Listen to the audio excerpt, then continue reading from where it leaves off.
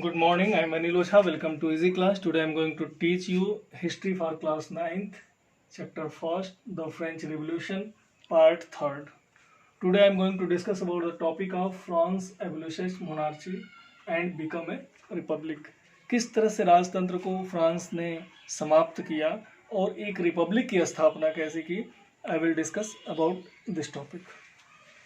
Although Louis XVI had signed the constitution, he entered into secret negotiation with the king of Prussia. चूँकि France में मैंने इसके पहले topic में आपको बताया था कि जो वहाँ के लुई 16 थे उन्होंने कॉन्स्टिट्यूशनल मोनार्ची यानी संवैधानिक राजतंत्र की स्थापना की थी. कॉन्स्टिट्यूशन भी बना था, लेकिन इसके बावजूद in spite of this he signed a secret things means गुप्त समझौता, एक सेक्रेट एग्रीमेंट किया उन्होंने प्रसिया के राजा के साथ, जिसमें उन्होंने ये सिद्ध करने की कोशिश की कि यहाँ पे उपद्रव हो रहा है और राजा के खिलाफ यहाँ के नेशनल असेंबली या पीपल राजद्रोह करने के मूड में है.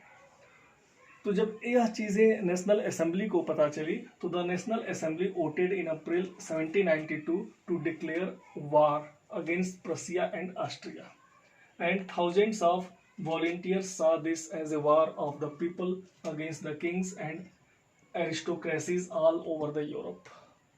नेशनल असेंबली ने वोट किया, युद्ध की घोषणा कर दी, ऑस्ट्रिया के खिलाफ युद्ध की घोषणा की, ऑस्ट्रिया के साथ प्रसिया के खिलाफ युद्ध की घोषणा की, और पूरे यूरोप में this type of things separated that kings and all aristocracies were against the peoples. सामान्य लोगों के खिलाफ है.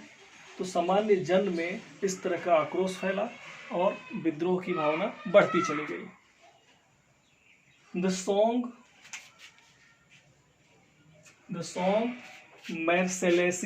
Marseillaise क्या है? तो now the national anthem of France. अब ये फ्रांस का नेशनल एंथम बन चुका है. इसको कंपोज कौन किया था? तो रोजेट डी लेस्ले. यह गाया गया और political club become an important rallying point for the people who wish to discuss government policies and plan for their own of actions.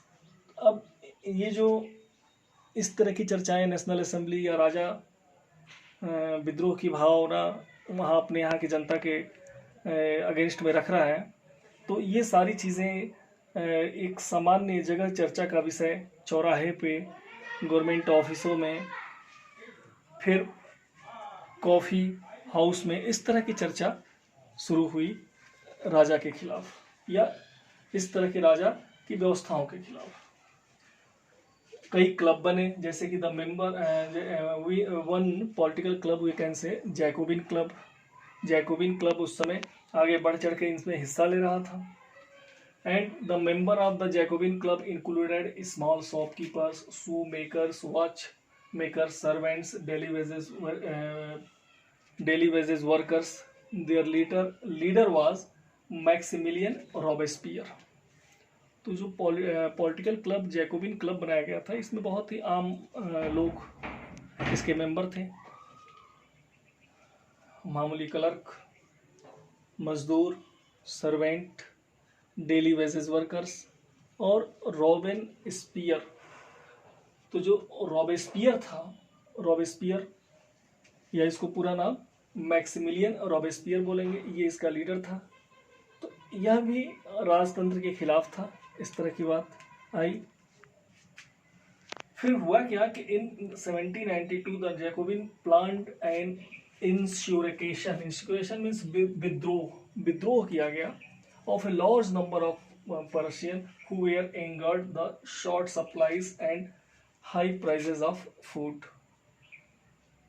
चूँकि भोजन, रोटी की कीमत बहुत महंगी पड़ी, अनाज महंगे हो गए थे, तो ये पूरा जनमानस में जो विद्रोह की भावना थी, वह विद्रोह बहुत बुरी तरीके से उबाल मार रहा था.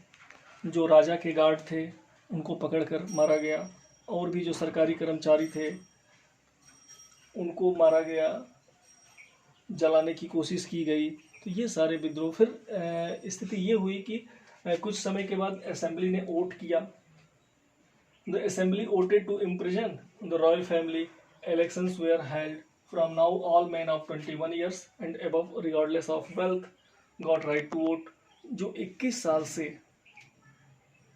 बड़े जो भी पुरुष वर्ग था उसे वोट देने का अधिकार हो गया, क्योंकि महिलाओं को वोट देने का अभी भी अधिकार फ्रांस में नहीं था।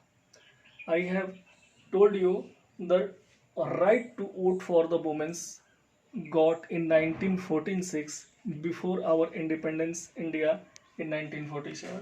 हमारे भारत की आज़ादी जो 1947 में हुई थी उसके एक साल पहले वहाँ के महिलाओं को वोट देने का अधिकार मिला।